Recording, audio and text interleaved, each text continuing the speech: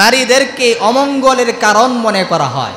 তাদের শিষ্টাচার ছিল এরকম, কোন স্বামী যদি ইন্তেকাল করত তাহলে তার স্ত্রীকে জীবন্ত পুড়িয়ে ফেলে হত্যা করা হতো, মনে করা হতো তার বেঁচে থাকার কোনো অধিকার নেই। হিন্দু শাস্ত্রে নারীদেরকে তাদের উত্তরাধিকারী সূত্রে মা এবং বাবা ভাই বোনদের যে সম্পত্তি, এখান থেকে কোনো অধিকার এবং তাদেরকে কোনো সম্পত্তি দেওয়া হতো না, এখনো হয় না।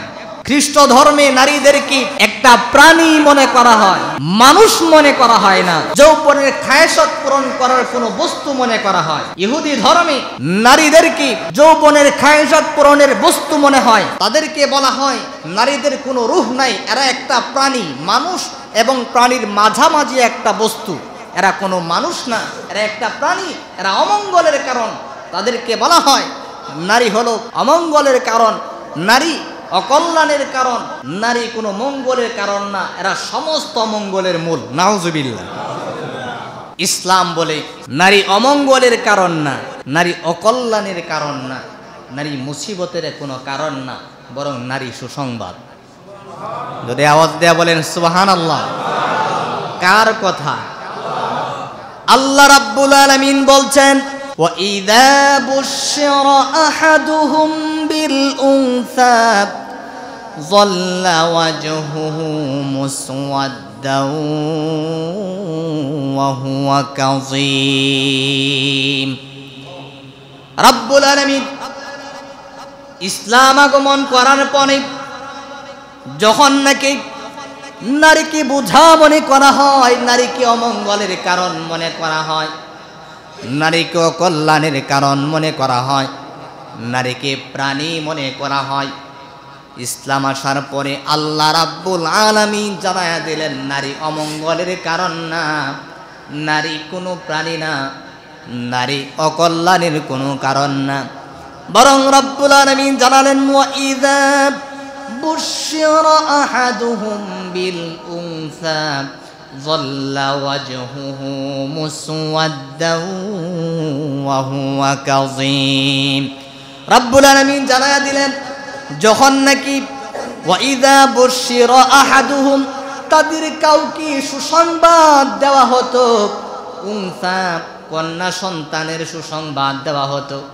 আল্লাহ তাআলা কত হাকিম, কত হিকমতওয়ালা, এমন একটি শব্দ আল্লাহ তাআলা চয়ন করেছেন যে শব্দ দিয়া রাব্বুল আলামিন যুগ যুগ ধরে নারীদের ব্যাপারে মানুষের যে কুধারণা, একটি শব্দ দিয়া আল্লাহ রাব্বুল আলামিন মানুষের মস্তিষ্কের কুধারণা পাল্টিয়ে দিয়েছেন। আল্লাহ রাব্বুল আলামিন বুশরা বলেছেন, সুসংবাদ বলেছেন, বিল উনসা। আল্লাহ বলছেন যখন কোনো মানুষকে, কোনো ব্যক্তিকে কন্যা সন্তানের সুসংবাদ দেওয়া হতো, অর্থাৎ কন্যা সন্তান যখন গর্ভে আসতো তখন তাদের মুখ মলিন হয়ে যেত। ইয়াতাওয়ারা মিনাল কওমি মিন সুই মা বুশিরা বি আয়ুমসিকুহু আলা হুনিন আম ইয়াদুসসুহু ফিত তুরাব। জাহালাতের যুগে যখন নাকি কোনো পুরুষকে কন্যা সন্তানের সুসংবাদ দেওয়া হতো তখন তাদের মুখ মলিন হয়ে যেত, তারা লজ্জায় অবনত হয়ে যেত, সমাজের মধ্যে মুখ দেখানো যেত না। এমন এক অবস্থা, মনে হয় যেন তারা মাটির নিচে ঢুকে যাবে। আম্মাদুসসুহু ফিত তুরাব, মাটির উপরে মুখ দেখানোর কোনো পরিবেশ নাই।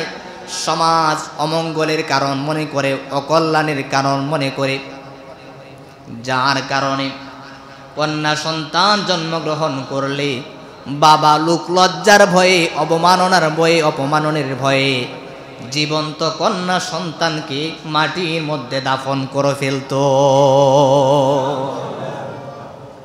কন্যা সন্তান হলে জীবন্ত দাফন করে ফেলা হতো। আল্লাহর হাবিব সাল্লাল্লাহু আলাইহি ওয়াসাল্লামের কাছে বনু কায়েস নামক গোত্রের একজন লোক আসলেন কালিমা পরে মুসলমান হওয়ার জন্য। রাসূল সাল্লাল্লাহু আলাইহি ওয়াসাল্লামের কাছে এসে বললেন, ইয়া রাসূলুল্লাহ, ইয়া হাবিবাল্লাহ, আমি কালিমা পরে মুসলমান হয়ে যেতে চাই, আমাকে কালিমা পড়ায় মুসলমান বানায়া দেন। রাসূল সাল্লাল্লাহু আলাইহি ওয়াসাল্লাম তার হাত ধরে বললেন, বলো লা ইলাহা ইল্লাল্লাহু মুহাম্মাদুর রাসূলুল্লাহ সাল্লাল্লাহু আলাইহি ওয়াসাল্লাম। নবীজি কালিমা পড়ায়া মুসলমান বানায়া দিলেন। ওই সাহাবী কালিমা গ্রহণ করার পরেও ঝরে কাঁদতে লাগলেন, কান্না করতে লাগলেন। রাসূলুল্লাহ অবাক হয়ে গেলেন, সে কালিমা পড়লো কেন, কান্না করেন? সাহাবাই আজমাইন জিজ্ঞাসা করলেন, ভাই তুমি তো এখন আমাদের দলের, আমাদের মুসলমান ভাই, তুমি কেন কান্না করে? এখন তো তোমার হাসার কথা। রাসূল সাল্লাল্লাহু আলাইহি ওয়াসাল্লামের কাছে গিয়ে বললেন, ইয়া রাসূলুল্লাহ, ইয়া হাবিবাল্লাহ, আমি জীবনে যত পাপ করেছি, অন্যায় করেছি, আমি কালিমা পড়ার কারণে আমার জীবনের গুনাহ মাফ হয়েছে কিনা? রাসূল সাল্লাল্লাহু আলাইহি ওয়াসাল্লাম জানালেন, তুমি কালিমা পড়ার কারণে তোমার অতীতের ছোট বড় যত পাপ আছে, যত অন্যায় আছে, আল্লাহ রাব্বুল আলামিন তোমার জীবনের তামাম গুনাহ খাতা মাফ করে দিয়েছে। তোমার সমস্ত গুনাহ মাফ হয়ে গিয়েছে। সাহাবী তারপরেও কান্না বন্ধ করে না, আরো জোরে কান্না করতে লাগলো। দু জাহানের বাদশাহ নবী রাহমাতুল লিল আলামিন ডাক দেয়া বলে, আবার কেন কান্না করো? কান্নার কারণ জানতে চায়। নবীজিকে ডাক দেয়া বলা হলো, নবীজি এমন এমন পাপ করেছি, এমন এমন অন্যায় করেছি, আমার দিল তো সাক্ষ্য দেয় আমার গুনাহ আল্লাহ মাফ করবে না। ইয়া রাসূলুল্লাহ, ইয়া হাবিবাল্লাহ, আপনি বলেছেন আমার আল্লাহ জীবনের সমস্ত গুনাহ খাতা মাফ করে দিয়েছে। ও নবীজি, আমার দিল তো সাক্ষ্য দেয় না, আমি এমন জঘন্যতম পাপ করেছি, আমার গুনাহ কি আল্লাহ ক্ষমা করেছেন কিনা? আল্লাহর হাবিব ডাক দেয়া বলে, কি এমন পাপ তুমি করেছো, কি এমন অন্যায় তুমি করেছো যে অন্যায়ের কারণে তোমার দিল সাক্ষ্য দেয় না, তোমার মন সাক্ষ্য দেয় না, বলো। সাহাবী ডাক দেয়া বলে, নবীজি আমি একজন ব্যবসায়ী মানুষ ছিলাম, ব্যবসা করার উদ্দেশ্যে বিবির থেকে অনুমতি নিয়ে সিরিয়ার উদ্দেশ্যে রওনা হয়েছি। তখন আমার বিবি বাচ্চা সম্ভ্রাবা, তার গর্ভে বাচ্চা রয়েছে। আমি বলে গিয়েছিলাম, তোমার ঘরে যদি কন্যা সন্তান জন্মগ্রহণ করে তাহলে জীবন্ত দাফন করে ফেলবা, মেরে ফেলবা, এই খবর আমার কাছে পৌঁছাইবা না। যদি ছেলে সন্তান হয় তাহলে জীবিত রাখবা। এই কথা বলে আমি ব্যবসার উদ্দেশ্যে চলে গেলাম। নবীজি আমার বিবি বাচ্চা প্রসব করলো, দুনিয়াতে সন্তান আগমন করলো, এত ফুটফুটে সন্তান আমার আল্লাহ আমাকে দান করেছেন। বিবির কাছে খবর নিয়ে জানতে পারলাম আমার ঘরে একটি ছেলে সন্তান হয়েছে, কিন্তু আমার বিবি আমাকে মিথ্যা বলেছিল, মূলত আমার ঘরে কন্যা সন্তান হয়েছে। ও নবীজি, আমি ব্যবসা করে যখন বাড়িতে ফিরলাম, আমি আমার ঘরে দেখি ফুটফুটে একটি কন্যা সন্তান দৌড়াদৌড়ি করে আমাকে আব্বু আব্বু বলে ডাক দেয়। ইয়া রাসূলুল্লাহ, এই কন্যার প্রতি আমার একটি মায়া তৈরি হয়ে গিয়েছে, ভালোবাসা তৈরি হয়ে গিয়েছে। স্বাভাবিকভাবে প্রত্যেকটা বাবা তার কন্যা সন্তানের উপর বেশি দুর্বল থাকে, কথা বলেন ঠিক কিনা? রাসূলুল্লাহর কাছে এই কথা বলা হলো, ও নবীজি আমার বিবি আমার কাছে ক্ষমা চাইল, আমি আপনার কাছে সত্য গোপন করেছি। আল্লাহ তাআলা আমাদেরকে একটি কন্যা সন্তান দান করেছে, যেই কন্যা সন্তানের মুখের দিকে তাকিয়ে আর তাকে হত্যা করতে পারলাম না। এত সুন্দর নিয়ামত আল্লাহ দান করেছেন, এত সুন্দর করে আম্মু নাকি আব্বু ডাকে। ও নবীজি আমি মেনে নিলাম, কিন্তু 2 দিন 3 দিন পার হয় আর আমার মস্তিষ্কের মধ্যে এই কথা ঘুরপাক খায়, সমাজ আমাকে কি বলবে? যদিও কন্যা সন্তানকে আমি ভালোবাসি, আমাকে আমার সন্তান ভালোবাসে, কিন্তু সন্তান বড় হবে, লালন পালন করে এই সন্তানকে বিবাহ শাদী দিতে হবে। আমার এই কন্যা সন্তান মানুষের বাড়িতে গিয়া বান্দির মতো কাজ করবে, মানুষের হুকুম মানবে। যদিও আমি ভালোবাসি, সমাজ কিন্তু আমার কন্যাকে ভালোবাসবে না, ভালো চোখে দেখবে না। এই কথা চিন্তা করি আমি আমার বিবির কাছে বললাম, আমার সন্তানকে সুন্দর করে সুসজ্জিত করে দাও, সন্তানকে নিয়ে বাহিরে ঘুরতে যাব, গঞ্জে যাব, বাজারে যাব। এই কথা বলে আমার বিবু সুন্দর করে আমার কন্যা সন্তানকে সুসজ্জিত করে দিল। সন্তানটাকে নিয়ে আমি মরুভূমির দিকে রওনা হয়ে গেলাম এবং কবর খনন করতে লাগলাম। আমার সন্তান যখন নাকি আমি কবর খনন করি জীবন্ত দাফন করার জন্যে, আমার দেহের মধ্যে বালু লাগে, কাদা মাটি লাগে, আমার সন্তান সুন্দর করে পরিষ্কার করে দেয়। আমি ঘামাচ্ছিলাম, আমার সন্তান আমার ঘামটা পরিষ্কার করে দিচ্ছিল।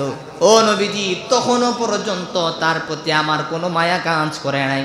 আমি তাকে জীবন্ত দাফন করার জন্য কবর খনন করছি। ইয়া রাসূলুল্লাহ, ইয়া হাবিবাল্লাহ, কবর খনন করার পরই আমি যখন আমার সন্তানের হাত পা বেঁধে কবরের মধ্যে রেখে দিলাম, আমার সন্তানটা আমাকে আব্বু আব্বু বলে বলতেছিল, বাবা আমাকে আপনি জীবন্ত দাফন করবেন না, আমাকে হত্যা করবেন না, সমাজের মধ্যে আমি আপনার মেয়েটা পরিচয় দেব না, আপনি আমার বাবা এই পরিচয় আমি দেব না, তারপরও আপনি আমাকে হত্যা করবেন না। নবীজি তার এই কথায় আমার মন গলল না, আমার হৃদয় নরম হলো না।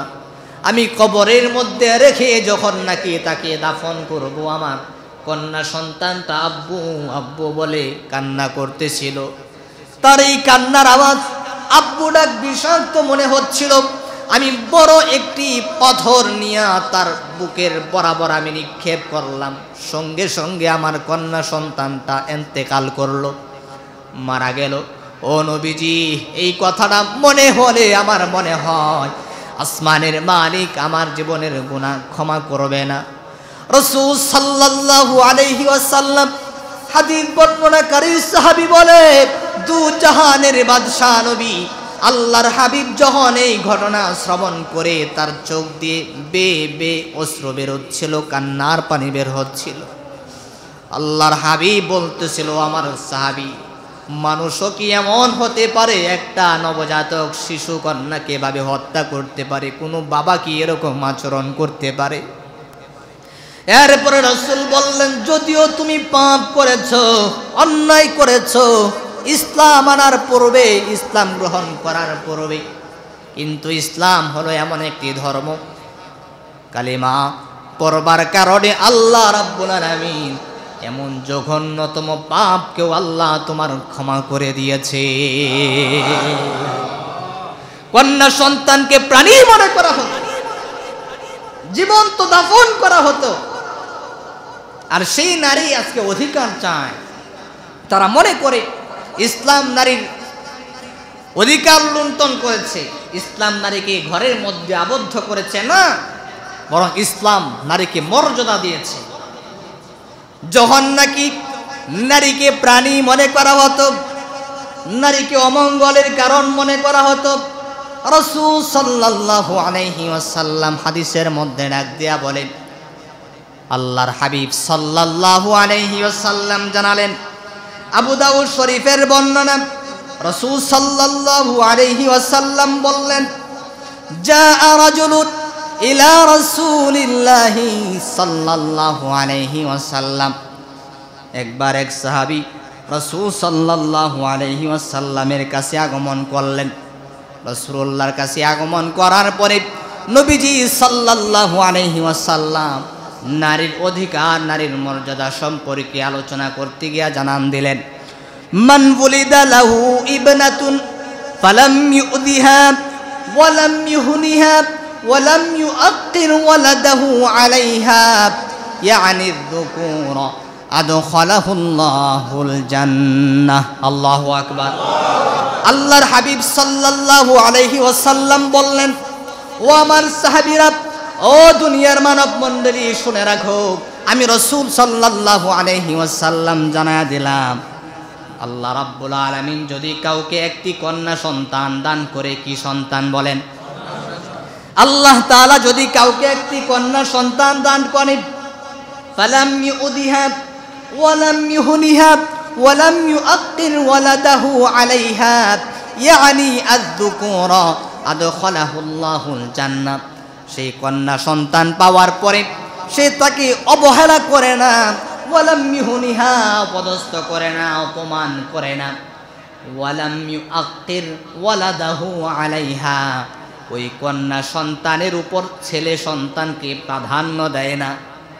ভালো করে খেয়াল করে শোনেন, অনেক মা এমন আছে, অনেক বাবা এমন আছে, একটা ছেলে সন্তান আর একটা কন্যা সন্তান, কিন্তু কন্যা সন্তানকে অবহেলা করে ছেলের খাবারের প্লেটে মাছের বড় কল্লাটা দেয়। আছে না নাই? বলে ছেলে আমাকে কামাই করে খাওয়াবে, মেয়েটাকে ছোট করে দেখে। রাসূল সাল্লাল্লাহু আলাইহি ওয়াসাল্লাম ১৫০০ বছর পূর্বে এমন একটি হিকমতের কথা বলেছেন, ওয়ালাম ইউআক্কির ওয়ালাদাহু আলাইহা ইয়ানি যুকুরা দাখালাহুল্লাহুল জান্নাহ, মেয়ে সন্তানের উপর ছেলে সন্তানকে প্রাধান্য দেয় না এবং তাকে সুন্দর করে লালন পালন করে বিবাহ উপযুক্ত হওয়ার পরে তাকে বিবাহ দিয়া দেয়। আদখালাহুল্লাহুল জান্নাহ, তার ইন্তেকাল হতে দেরি হবে, আল্লাহ রাব্বুল আলামিন এমন মা এবং বাবাকে আল্লাহর জান্নাতে প্রবেশ করাতে দেরি করবে না। মেয়েদেরকে ছোট করে দেখার কোনো সুযোগ নাই। কন্যা সন্তান রহমত, সুবহানাল্লাহ বলে। কন্যা সন্তান বরকত। মুরব্বী বাবারা গভীর মনোযোগ দিয়ে শ্রবণ করবেন। আপনি আপনার বাস্তবতার সঙ্গে মিলায়া দেখেন, আপনি যখন আপনার বার্ধক্যে উপনীত হয়ে যান, আপনার প্রতিবেশী, আপনার বন্ধু বান্ধব যখন বার্ধক্যে উপনীত হয়, আমরা এমন নজির অনেক দেখি, সন্তানেরা মা বাবার খোঁজ খবর রাখে না, মা বাবার দেখাশোনা করে না ছেলে সন্তান, কিন্তু মা বাবার খেদমতের জন্য সর্বপ্রথম কিন্তু কন্যা সন্তানটাই আগায় আসে। কথা বলেন ঠিক কিনা? এই জন্য ইসলাম তাদের মর্যাদা দিয়েছে। ইসলাম আগমন করার সঙ্গে সঙ্গে রাসূলুল্লাহ জানায় দিলেন, হুব্বিবা ইলাইয়া মিনাদ দুনিয়া সালাত। নবীজি আমার জানায় দিলেন, ও আমার সাহাবীরা, ও মক্কার মানব মণ্ডলী, শুনে রাখো, নারী জাতি অমঙ্গলের কোনো কারণ না, নারী জাতি অকল্যাণের কোনো কারণ না। নারীকে তোমরা হত্যা করবা না, অবহেলা করবা না, বরং আমি দু জাহানের বাদশা নবী সাল্লাল্লাহু আলাইহি ওয়াসাল্লাম জানায়া দিলাম, হুব্বিবা ইলাইয়া মিনাদ দুনিয়া সালাত। দুনিয়াতে আমি নবীজির কাছে তিনটা জিনিস প্রিয়। এক নাম্বার হলো সময় মতো নামাজ আদায় করা, আমি নবীজির কাছে প্রিয়। দুই নাম্বার হলো অতি সুগন্ধি, আমি নবীজির কাছে খুব প্রিয়। তিন নাম্বার হলো দুনিয়াতে নারী জাতি আমি নবীজির কাছে খুব প্রিয়। সুবহানাল্লাহ বলেন। নারীর তিনটা অবস্থা। নারী এক নাম্বার হলো কন্যা। নারী কি বলেন? নারী এক নাম্বার হলো কন্যা। নারী যখন কন্যা, তখন ইসলাম তাকে কন্যা হিসাবে মর্যাদা দিয়েছে। নারী যখন স্ত্রী, তখন স্ত্রী হিসাবে নারীকে আল্লাহ তাআলা ইসলাম মর্যাদা দিয়েছে। নারী যখন বিবি, নারী যখন মা, তখন ইসলাম মা হিসেবে নারীকে জননী করে দিয়েছে। সুবহানাল্লাহ। নারী যখন কন্যা হিসাবে ইসলাম তাকে কত মর্যাদার আসনে বসাইলেন। আল্লাহর হাবিব সাল্লাল্লাহু আলাইহি ওয়াসাল্লাম জানালেন, মান আলা জারিয়াতাইনি হাত্তা তাবলুগা জাআ ইয়াউমিল কিয়ামা। রাসূলুল্লাহ ডাক দিয়া বলেন, যাকে আমার আল্লাহ দুইটা কন্যা সন্তান দান করলো, আর দুইটা কন্যা সন্তানকে সুন্দর করে লালন পালন করে শিক্ষা দিয়া বিবাহ বন্ধনে আবদ্ধ করে দিল, রাসূল বললেন, যা আয়াউমিল কিয়ামাতি ওয়া হুয়া ওয়াজাম্মা সাবিআহু। এভাবে দুইটা আঙ্গুল দিয়া ইশারা করে পৃথিবীবাসীকে সবক দিয়া দিলেন, ও পৃথিবীর মানব মণ্ডলী শুনে রাখো, ওই দুই কন্যা সন্তানের বাবা এবং আমি নবীজি এভাবে পাশাপাশি ময়দানে মাহশারে উত্তোলন হব, পাশাপাশি অবস্থান করব। দুই কন্যা সন্তানের বাবা এবং আমি নবীজি পাশাপাশি জান্নাতে থাকবো। সুবহানাল্লাহ। এবার আসুন, নারী যখন স্ত্রী হিসাবে নারীকে ইসলাম মর্যাদার আসনে বসাইলেন, কত মর্যাদা দিলেন। রাসূল সাল্লাল্লাহু আলাইহি ওয়াসাল্লাম জানালেন, উম্মুল মুমিনিন আয়েশা রাদিয়াল্লাহু তাআলা আনহা হাদিস বর্ণনা করেন, স্ত্রী হিসাবে নারীকে রাসূলুল্লাহ কত ভালোবাসতেন, কত মহাব্বত করতেন। কুনতু আশরাবু ওয়া আনা হাইদুন থুম্মা উনাফিলুহু নবিয়্য সাল্লাল্লাহু আলাইহি ওয়াসাল্লাম ফায়াদাউ ফাহু আলা মাওদি'i ফি ফায়াশরাব। উম্মুল মুমিনিন ডাক দিয়া বলে, ও দুনিয়ার মানব মণ্ডলী শুনে রাখো, আল্লাহর হাবিব স্ত্রী হিসাবে নারীকে কত সম্মান করতেন, কত মর্যাদা দিতেন।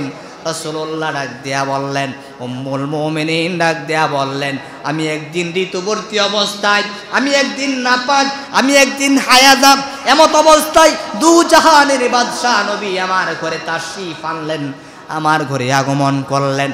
আমি এমত অবস্থায় পানি পান করছিলাম, গ্লাসের অর্ধেক পানি আমি পান করেছি। রাসূলুল্লাহ এই মুহূর্তে আমাকে ডাক দেয়া বললেন, আয়েশা, আমি নবীজিকে তুমি পানি পান করাও। আমি আয়েশা যেই গ্লাস দিয়ে পানি পান করছিলাম, অর্ধেক পানি আমি পান করে বাকি অর্ধেকটুকু রাসূলুল্লাহর কাছে দিয়া দিলাম।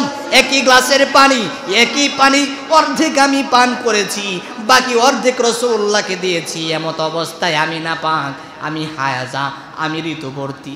আল্লাহর হাবিব নারীকে ইজ্জত করতে গিয়া, স্ত্রীর মর্যাদা দিতে গিয়া আমি যেই জায়গায় ঠোঁট লাগিয়ে পানি পান করেছি, আমি যেই জায়গায় লালা লাগিয়ে পানি পান করেছি, আমি যেই গ্লাস দিয়ে পানি পান করেছি, আল্লাহর হাবিব উক্ত জায়গায় ঠোঁট লাগিয়ে লালা লাগিয়ে ওই গ্লাস দিয়ে পানি পান করেছেন। আল্লাহু আকবার। উম্মুল মুমিনিন আরো ডাক দিয়া বলে, স্ত্রী হিসাবে নারীকে রাসূলুল্লাহ এত মোহাব্বত করতেন, এত ভালোবাসতেন, নারীকে এত মর্যাদা দিতেন। একদিন আমার রাত্রিবেলা, আমার বন্টনের রাত্রি ছিল, সেই দিন রাসূলুল্লাহ আমার সঙ্গে ঘুমানোর কথা ছিল। রাসূল আমার ঘরে আগমন করলেন, সুন্দর করে আবার জামা পরিধান করে জান্নাতুল বাকিতে চলে গেলেন, কবরস্থানে চলে গেলেন। আল্লাহর হাবিব সাল্লাল্লাহু আলাইহি ওয়াসাল্লাম গিয়া কবরস্থানের মধ্যে গিয়া উম্মতের জন্য দোয়া করতেছিলেন। এক পর্যায়ে আমি রাসূলুল্লাহকে খুঁজে খুঁজে কবরস্থানের মধ্যে চলে গেলাম, রাসূলুল্লাহর পিছনে দাঁড়ানো আছি, দেখি রাসূলুল্লাহ কি দোয়া করে। আল্লাহর হাবিব আল্লাহ তাআলাকে ডাক দেয়া বলে, আল্লাহ, আমার বিবি, আমার খাদিজা ইসলামের জন্য কত কষ্ট করলো, কত মুজাহাদা করলো। ও আল্লাহ, ময়দানে মাহশারে ভাই ভাইকে চিনবে না, বোন ভাইকে চিনবে না, স্বামী স্ত্রীকে চিনবে না, স্ত্রী স্বামীকে চিনবে না। ও আল্লাহ, ময়দানে মাহশারে আমার খাদিজাকে তুমি ভুলাইয়া দিও না, আমি যেন ময়দানে মাহশারে আমার খাদিজাকে চিনতে পারি। সুবহানাল্লাহ। উম্মুল মুমিনিন আয়েশা রাদিয়াল্লাহু তাআলা আনহা রাসূলুল্লাহ ঘরে আগমন করার পরে রাসূলুল্লাহকে প্রশ্ন করলেন, ইয়া রাসূলুল্লাহ, ইয়া হাবিবাল্লাহ, আপনি কবরস্থানের মধ্যে গিয়া আপনি 25 বছরের একজন যুবক ছিলেন, 40 বছরের একজন বুড়ির জন্য দোয়া করতেছিলেন। ও নবীজি, আপনার ঘরে তো সুন্দরী রূপসী যুবতী বিবিও আছে, তারপরেও কেন 40 বছরের বুড়ির জন্য আপনি এত কান্না করেন? নাউযুবিল্লাহ। একজন মেয়ের স্বভাবগত যেমন হয়, উম্মুল মুমিনিন সেই স্বভাব সত্তা দিয়ে প্রশ্ন করলেন। আল্লাহর হাবিব এই কথা শোনার সঙ্গে সঙ্গে তার চক্ষু লাল হয়ে গেল। আয়েশাকে ডাক দিয়া বলে, আয়েশা, আজকে এই কথা শুনেছি, যতদিন তুমি আমার সঙ্গে থাকবা, যতদিন তুমি দুনিয়াতে জীবিত থাকবা, দ্বিতীয়বার যেন এই কথা আর আমি না শুনি। ধমক দিয়া সতর্ক করে দিলেন, ও আয়েশা, তুমি কি জানো সেই খাদিজা কে? তুমি তো আমার সুখের দিনের সাথী, আর আমার খাদিজা ছিল আমার দুঃখের দিনের সাথী। যখন নাকি আমাকে সাপোর্ট দেওয়ার মতো কেউ ছিল না, সেদিন সেই বুড়ি মহিলাটাই কিন্তু আমাকে সাপোর্ট দিয়া সর্বপ্রথম মহিলাদের মধ্য থেকে কালিমা পড়ে মুসলমান হয়ে গিয়েছে। সেই পাহাড়ে একা একা বিয়ে আমার জন্য খাবার নিয়ে যাইতো। দুনিয়া একদিকে চলে গেছে, আমার খাদিজা অন্যদিকে। খাদিজা আমাকে সাপোর্ট দিয়েছে, খাদিজা আমার ঘর থেকে সাপোর্ট দিয়েছে। এবং মক্কার মধ্যে উল্লেখযোগ্য একজন ব্যবসায়ী মানুষ ছিলেন, তিনি টাকা পয়সার কোনো অভাব ছিল না। এই 40 বছরের বুড়ি মহিলাটা তার জীবনের সমস্ত ধন সম্পদ আমার জন্য, ইসলামের জন্য কুরবান করে দিয়েছে। এত মর্যাদা দিয়েছেন বিবিদেরকে নারী হিসাবে। আর মা হিসাবে ইসলাম নারীকে কত মর্যাদার আসনে বসাইলেন। গভীর মনোযোগ দিয়ে শ্রবণ করেন, হাদিস কয়টা বলবো। রাসূল সাল্লাল্লাহু আলাইহি ওয়াসাল্লামের কাছে একজন সাহাবী আগমন করলেন, তিরমিজি শরীফের বর্ণনা। জাআ রাজুলুন ইলা রাসূলিল্লাহি সাল্লাল্লাহু আলাইহি ওয়াসাল্লাম, নবীজির কাছে একজন সাহাবী আগমন করে বললেন, মান আহাক্কু বিহুসনি সাহাবাতি ইয়া রাসূলুল্লাহ, ও নবীজি আমার কাছে সবচাইতে উত্তম আচরণ পাওয়ার কে হকদার বেশি? নবীজি সাল্লাল্লাহু আলাইহি ওয়াসাল্লাম বললেন, ক্বালা উম্মুকা, তোমার মা। সুবহানাল্লাহ। এরপরে নবীজিকে আবার জিজ্ঞাসা করা হলো, ক্বালা সুম্মা মান, ও নবীজি তারপর কে আমার সাথে, আমি কার সঙ্গে ভালো আচরণ করব, কে হকদার বেশি? নবীজি বললেন, সুম্মা উম্মুক, তোমার মা। নবীজিকে আবার জিজ্ঞাসা করা হলো, ক্বালা সুম্মা মান, নবীজি আবার উত্তর দিলেন, উম্মুকা, তোমার মা। এভাবে তিনবার রাসূলুল্লাহকে জিজ্ঞাসা করা হলো, আমি কার সঙ্গে বেশি ভালো আচরণ করব, কে আমার থেকে ভালো আচরণ পাওয়ার হকদার বেশি? নবীজি তিনবার বলেছেন, তোমার মা। চতুর্থবার যখন আবার জিজ্ঞাসা করি, নবীজি তারপর কে? আল্লাহর হাবিব বললেন, ক্বালা আবুকা, তোমার বাবা, তোমার বাবা। মায়ের কথা তিনবার বলেছেন, আর বাবার কথা ইসলামে অর্থাৎ হাদিসে রাসূলুল্লাহ একবার বলেছেন। সুবহানাল্লাহ। এত সম্মান দিয়েছে, ও নারী জাতি আর কি সম্মান চাও? মানুষ জান্নাত পাওয়ার জন্য নামাজ পড়ে, রোজা রাখে, হজ করে, যাকাত আদায় করে, সব কিছুর বিনিময়ে একটাই ফলাফল, সে আল্লাহর জান্নাত প্রত্যাশা করে। কিন্তু ইসলাম ডাক দেয়া বলে, নারীকে ইসলাম এত সম্মান দিয়েছে, এত অধিকার দিয়েছে, এত মর্যাদা দিয়েছে। রাসূল সাল্লাল্লাহু আলাইহি ওয়াসাল্লাম জানালেন, ইন্নাল জান্নাতা তাহতা আকদামিল উম্মাহাত। ও দুনিয়ার নারীরা শোনো, তোমার কত সম্মান, তোমার কত ইজ্জত, তোমার কত মর্যাদা। তুমি তোমার অধিকার নিয়ে নাচানাচি করতেছো, নাস্তিকদের সঙ্গে সুর মিলাচ্ছ, তুমি পুরুষের সঙ্গে কাজ করতে চাও। ও নারীরা শোনো, ইসলাম ডাক দেয়া বলে, তোমার এত মর্যাদা, এত সম্মান ইসলাম তোমাকে দিয়েছে, আল্লাহ রাব্বুল আলামিনের জান্নাত মায়ের পায়ের নিচে রেখে দিয়েছে। যে জান্নাতের জন্য পুরুষ সারা জীবন চেষ্টা করে, মুজাহাদা করে, সেই জান্নাত কি আল্লাহ তাআলা নারী জাতির পায়ের নিচে রেখে দিয়েছে। আল্লাহু আকবার। এরপরে আল্লাহর হাবিব সাল্লাল্লাহু আলাইহি ওয়াসাল্লাম ডাক দিয়া বলেন, ও দুনিয়ার মানুষেরা শোনো, ইসলাম নারীকে কত সম্মান দিল, কত মর্যাদা দিল। রাসূল সাল্লাল্লাহু আলাইহি ওয়াসাল্লাম ডাক দিয়া বলেন, প্রত্যেকটা শ্রেণীর জন্য আলাদা আলাদা জান্নাত আছে। প্রত্যেকটা ইমানদার এক একজনের জন্য আল্লাহ তাআলা এক এক রকম জান্নাত রেখে দিয়েছেন, কিন্তু নারী জাতির জন্য আল্লাহ তাআলা আমভাবে এমন জান্নাত রেখে দিয়েছেন। রাসূল সাল্লাল্লাহু আলাইহি ওয়াসাল্লাম সমস্ত নারী জাতিদেরকে ডাক দিয়া বলেন, ও নারী জাতিরা, কয়েকটা কাজ যদি তোমরা করতে পারো, তাহলে তোমাদের জন্য বিশেষ কোনো জান্নাত না, বরং আল্লাহর সমস্ত জান্নাতের দরওয়াজাগুলো তোমাদেরকে ডাকতে থাকবে। সুবহানাল্লাহ। এক নাম্বার হলো, রাসূল সাল্লাল্লাহু আলাইহি ওয়াসাল্লাম ডাক দিয়া বলেন, আল মারআতু ইযা সাল্লাত খামসাহা, ওই সমস্ত নারী যে 5 ওয়াক্ত নামাজ আদায় করে। আল্লাহু আকবার। 2 নাম্বার হলো ওয়াসামাত শাহরাহা, রমজান মাসে সিয়াম সাধনা করে, রোজা রাখে। 3 নাম্বার হলো ওয়া আহসানাত ফারজাহা, এবং তার সতীত্বের হেফাজত করে। ওয়া আতাআত বালাহা, এবং স্বামীর অনুগত হয়, স্বামীর খেদমত করে। ফালতাদখুল মিন আইয়ি আবওয়াবিল জান্নাতি শাআত, আল্লাহর জান্নাতের সামনে গেলে আল্লাহর জান্নাতের সমস্ত দরওয়াজাগুলো খুলে যাবে, আর তাকে বলা হবে, তোমার যে দরওয়াজা দিয়ে প্রবেশ করতে মন চায়, তুমি তোমার পছন্দ মতো সেই জান্নাতে উক্ত দরজা দিয়ে প্রবেশ করে ফেলো। এত সম্মান দিয়েছে ইসলাম নারীকে।